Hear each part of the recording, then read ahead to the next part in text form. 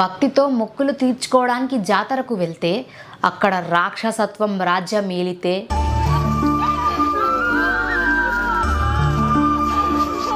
దేవుడి పేరుతో ఒక 2 నెలల ప్రాణం పోతే వినడానికి ఎంతో భయంకరంగా బాధగా ఉంది కదా.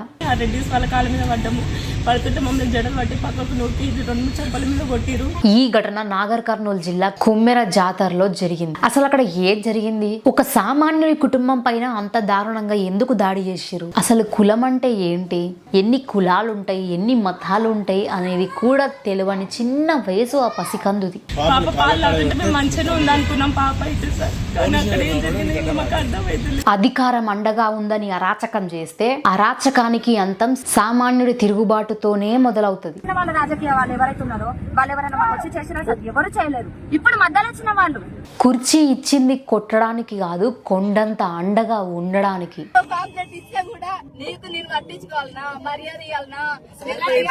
పేదవాడి కన్నీరు మీ వారసత్వానికి ఒక శాపం, ఆ పసికందు ప్రాణం మీ అధికారానికి ముగింపు.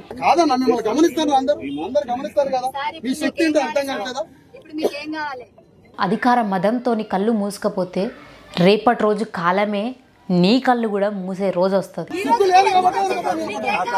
జేబులో నోట్ల కట్టలు ఉంటే న్యాయాన్ని కొనేయొచ్చేమో గాని చనిపోయిన పసికందు ప్రాణాన్ని మాత్రం తిరిగి తీసుకురాలేరు.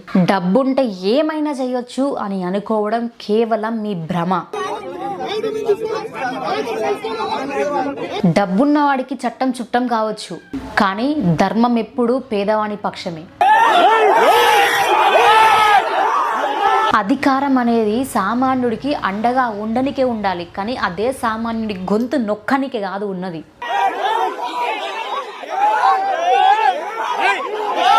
ఇక్కడ జరిగింది కేవలం దాడి మాత్రమే కాదు, మానవత్వం పైన జరిగిన ఒక హత్య.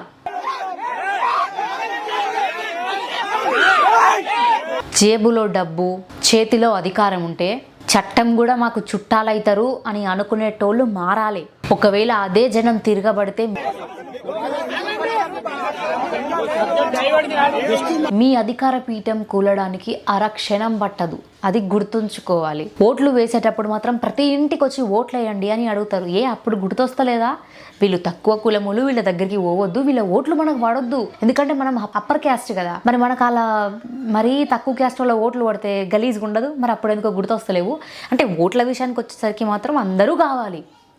ఓట్లు అయిపోయినాక మాత్రం 100 రూపాయలు అడిగితే ఇట్లా బాగుంది. కుమ్మెర జాతరలో మల్లన్న స్వామి దర్శనానికి వెళ్ళారు. వాళ్ళు చాకలి వాళ్ళు, తక్కువ కులం అని చెప్పేసి ఆ కుటుంబానికి ఎప్పటికీ మర్చిపోలేని ఒక చేదు అనుభవమే జరిగింది. అసలు జనాలలో ఈ కుల వివక్షత అనేది ఎందుకు పోతలేదో అర్థమైతలేదు. గుహ లోపలికి వెళ్ళేటప్పుడు 100 రూపాయలు అడిగారు. మీ దగ్గర టికెట్ ఉందా అని అన్నారు. టోకెన్ ఉందా అని చెప్పేసి ప్రశ్నించడమే ఆ కుటుంబానికి వచ్చిన పెద్ద తంట. అదే వాళ్ళ పట్ల శాపంగా మారింది. ఈ రోజు 2 నెలల పసికందును కోల్పోయేలాగా చేసింది. కేవలం ప్రశ్నించినందుకే ఆ కుటుంబం పైన ఇలాంటి ఒక దారుణానికి ఒడిగట్టిరు. విచక్షణ రహితంగా కొట్టిరు. అందుని చిన్నపిల్లని తీసుకొచ్చి ముందు పెడితేనైనా కనీసం మారతాడేమో, ఆ చిన్నపిల్ల పట్ల అయినా సానుభూతిని చూపిస్తాడేమో అని చెప్పేసి చిన్న పాపని తీసుకొచ్చి కాళ్ళకాడ పెడితే అధికారం ఉందనే ఒకే ఒక్క కారణంతో, డబ్బు ఉందని ఒకే ఒక్క కారణంతో ఆ చిన్నారి ఆ బిడ్డ ఊపిరి ఆడకుండా చేస్తే దీన్ని ఏమనాలి? ఎలాంటి రాక్షసత్వం ఇది? ఇది ఎక్కడి రాజ్యం? ఇది ఏం పాలన అని క్వశ్చన్లు రేజ్ అవుతున్నాయి. అక్కడ బాధితులు మాట్లాడుతుంటే మేము తక్కువ జాతి వాళ్ళమని మమ్మల్ని నీచంగా చూస్తారు, హీనంగా చూస్తారు, అనరాని మాటలు అంటారు, నోటికొచ్చినాయి అంటే మేము పడాలనా అని వాళ్ళు మాట్లాడుతుంటే వాళ్ళు మాట్లాడే ఒక్కో మాట ప్రతి ఒక్కరికి, ఎవరైతే ఈ కులం అనే పిచ్చితోని విర్రవీగుతున్నారో వాళ్ళందరికీ ఈ మాటలతోనైనా మారాలి. ఒక రియలైజేషన్ అనేది వాళ్ళ లోపల రావాలి. గదిలోకి తీసుకెళ్లి గంటల ధరపడి వాళ్ళను కొట్టిరు అని చెప్పేసి అక్కడ తనే ఆరోపిస్తూ వచ్చింది. ఇతని వల్లనే, ఇతను కొట్టిన దెబ్బల వల్లనే నా బిడ్డ ఈరోజు నా కళ్ళ ముందు లేదు అని కూడా మాట్లాడుతూ వస్తుంది. గుడిలోకి వెళ్ళినప్పుడు అందరూ సమానమే కదా, మరి కొంతమందికి ఒక గౌరవం, సామాన్యులకి ఇంకొక గౌరవమా? అంటే డబ్బున్నోళ్ళకి ఒక ప్రసాదం, డబ్బు లేని వాళ్ళకి ఒక ప్రసాదం అయితే పెట్టం కదా, అందరికీ ఒకటే ప్రసాదం కదా పెట్టేది. అక్కడ తను ఆరోపిస్తుంది ఏంటంటే మాకు అండగా ఉండాల్సిన పోలీసులు ఎవరైతే మా పైన దాడి చేసిరో, మమ్మల్ని కొట్టిరో వాళ్ళకి సపోర్ట్గా ఉన్నారు, వాళ్ళకి రక్షణ కల్పిస్తున్నారు అని మాట్లాడుతున్నారు. భక్తి నిండిన జాతరలో ఇలాంటి పనులు జరగడం ప్రతి ఒక్కరికి, ఈ సమాజానికే సిగ్గుచేటు. అట్లా జరగడానికి కారణమైన వాళ్ళ పట్ల కఠినంగా చర్యలు తీసుకోవాలి. డబ్బుంటే చట్టం మన చేతుల్లో ఉంటుంది అన్న ధీమా. చాలా సందర్భాల్లో డబ్బుంది అని, అధికారం మా చేతుల్లో ఉంది అని, తాము ఏం చేసినా చెల్తుంది అని చెప్పేసి కొంతమంది చేస్తున్న పనుల గురించి ఈరోజు మనం మాట్లాడుకుందాం. నేను ఎవరినైనా కొట్టొచ్చు, నేను ఎవరినైనా దన్నొచ్చు, నన్ను అడిగేటోళ్ళే లేరు అని మీరు అనుకుంటే మాత్రం అది డెఫినెట్గా పొరపాటే అవుతుంది. చివరికి అదే డబ్బుతోని సాక్ష్యాలను కొనేసి మొత్తం వ్యతిరేకంగా చేసేసి ఎదుటి వారిపైన నిందను మోపేసి మనము ఏది మాట్లాడినా చెల్తా అని అనుకుంటే డెఫినెట్గా పప్పులో కాలేసినట్టే. ఈ వీడియోలో అక్కడ బాధితులు చెప్తున్న ప్రకారంగా అవతలి వ్యక్తి సామాన్యుడు, లేకపోతే వాళ్ళది తక్కువ కులం, వెనకబడిన వర్గాలు అని తెలిసినప్పుడు ఆటోమేటిక్గా వాళ్ళ లోపల ఉన్న ఇంకో మనిషి బయటికి వస్తుండు. డబ్బు ఉంది, హోదా ఉంది అని అహంకారంతో కొన్ని పనులు చేస్తున్నారు అనడానికి ఇది ఒక పెద్ద నిదర్శనం. అధికార గర్వంతో ఉన్నప్పుడు పేదవాడి కన్నీరు, వాళ్ళు పడే బాధ వాళ్ళకి ఎప్పటికీ అర్థం కావు.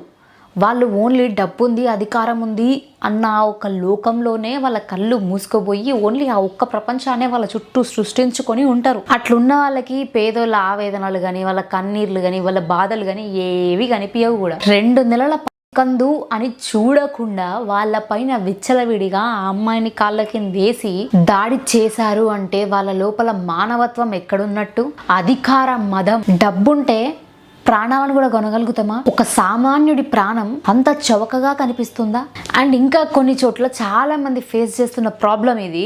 అధికారం ఉన్న వాళ్ళు తప్పు చేస్తే వారికి రక్షణగా నిలిచే వాళ్ళు కూడా ఉన్నారు. వాళ్ళ కొత్తాస వలుకుతారు వాళ్ళు ఏం చేసినా సరే. ఎందుకంటే అధికారం ఉంది, పేరు ఉంది, డబ్బు ఉంది. సో మనం ఆబ్వియస్లీ వీళ్ళ సైడే ఉండాలి. వీళ్ళ సైడ్ ఉంటే మనకి ఏదైనా వస్తుంది. సామాన్యుల సైడ్ ఉండి లేకపోతే వెనకబడిన వర్గాల దగ్గర మనం ఉంటే మనకేమొస్తుంది? చిల్లి గవ్వ కూడా రాదు. ఇటు పోతే డబ్బుకు డబ్బు వస్తుంది, మనకేమైనా కావాలంటే చేసి పెడతారు. వీళ్ళు ఏం చెయ్యలేరు కదా, అందుకోసమని వీళ్ళ పైన ఇట్లాంటి ప్రతాపాలు చూపిస్తారు. అందుకోసమని ఇష్టం వచ్చినట్టు అంటారు, కాళ్ళ కింద వేస్తారు, అనరాని మాటలు అంటారు, నిలదీస్తారు, మాటలు అంటారు. ఇట్లాంటి వాళ్ళు ఎవరైతే డబ్బున్న వాళ్ళకి సపోర్ట్ చేస్తున్నారో వాళ్ళు ఉండడం వల్లనే ఒక సామాన్యుడికి ఇంకెక్కడ హోప్ ఉంటుంది, వాళ్ళకు న్యాయం జరుగుతుంది అని ఇంకెక్కడ నమ్ముతారు. ఇది అందరిలో ఉంది అని నేను చెప్పట్లేను, ఉన్న వాళ్ళ గురించే మనం మాట్లాడుకుంటున్నాం. అక్కడున్న బాధితులు పిఎస్కి వెళ్ళి ఫిర్యాదు చేసినా కూడా పట్టించుకోలేదు అంటే ఏమనాలి? తీర్మానం వలన గారు అక్కడికి వెళ్ళి పిఎస్లో మాట్లాడిన మాటలు చూస్తే మీకే అర్థమవుతుంది ఇంత నీచమైన స్థితిలో మనం ఉన్నామా ఇంకా అని అనిపిస్తుంది డెఫినెట్గా. అది కాకుండా రిటర్న్లో వాళ్ళపైన కేసు పెట్టడం వంటివి చూస్తుంటే మాత్రం చాలా బాధగా కూడా అంటే అధికారం ఉంటే న్యాయాన్ని కూడా కొనేయొచ్చా? అంత ఈజీనా? ఇంత భయంకరమైన స్థితిలో ఉన్నామా? ఊర్లలో జాతరలు జరిగితే ఊరంతా కలిసి సంతోషంగా జరుపుకునే పండగ. అలాంటి పండగలో అందరూ సంతోషంగా ఉండాలి అని కోరుకుంటాం తప్ప ఇలాంటివి జరగాలని ఎవరు కోరుకోరు. కానీ ఆ జాతరలో నువ్వు తక్కువ నేను ఎక్కువ అనే ప్రస్తావన వచ్చింది అక్కడ.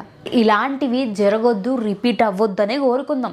మనం రీసెంట్గా సేమ్ ఇలాంటి ఒక ఇష్యూని మమ్మల్ని టెంపుల్లోకి రాణిస్తారు అని చెప్పినప్పుడు మనం ఆ రోజు నైట్ అక్కడికి వెళ్ళి వీడియో తీసినాం. ప్రీవియస్ వీడియోలో దేవుడి గుడి దగ్గర కుల మతాలు ఏంటి, భేదాభిప్రాయాలు ఎందుకు చూపిస్తున్నారు, ఇంకోసారి ఇలా చేస్తే బాగుండదు అని ఒక స్ట్రాంగ్ వార్నింగ్ ఇచ్చారు. దానిపైన అధికారులు సైతం స్పందించారు. మరి ఈ ఇష్యూ పైన అధికారులు స్పందించాలని నేను కోరుకుంటున్నా. అదే ప్లేస్లో సామాన్యులు ఉంటే రియాక్షన్ వెంటనే వచ్చింది.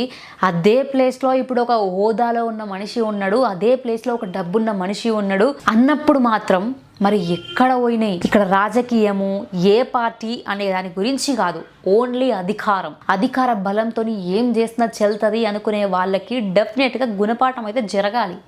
దేవుడి గుడి దగ్గర మెట్లు గడగనికి మాత్రం సామాన్యులు కావాలి, కానీ దర్శనానికి వస్తే మాత్రం 100 రూపాయలు కట్టాలా, లేదంటే కొడతారా? నాకు అర్థం కాలే. డబ్బుంటే ఏదైనా చేయొచ్చు అని అనుకునే వాళ్ళు ఒక విషయం మాత్రం డెఫినెట్గా గుర్తుపెట్టుకోవాలి. మీరు కొన్న న్యాయం తాత్కాలికమే అయి ఉండొచ్చు, కానీ ఆ అయిపోయిన ఆ చిన్నారి సికందు తల్లి కన్నీరు మాత్రం మీ వంశాన్ని వెంబడిస్తుంది. కందు ప్రాణం పోవడానికి కారణమైన వాళ్ళ పట్ల కఠినమైన చర్యలు తీసుకోవాలి. ఏ డబ్బును చూసి విర్రవీగుతున్నాడో, ఏ అధికారాన్ని చూసి విర్రవీగుతున్నాడో ఆ అధికారాన్ని తీసేయాలి. ఆ బాధిత కుటుంబానికి ప్రభుత్వం న్యాయం చేయాలని కూడా కోరుకుంటున్నా. ఈ విషయంపై మీకేమనిపిస్తుంది? జాతరలో సామాన్య భక్తులకు భద్రత ఉందా? ఇలాంటి ఘటనలు మళ్ళీ జరగకుండా ఉండాలంటే మనమేం చేయాలి? మీ అభిప్రాయాన్ని కింద కామెంట్స్ లో చెప్పండి. ఈ వీడియోని షేర్ చేయండి. ఆ కుటుంబానికి డెఫినెట్ గా న్యాయం జరిగేలా చూద్దాం. జై హింద్.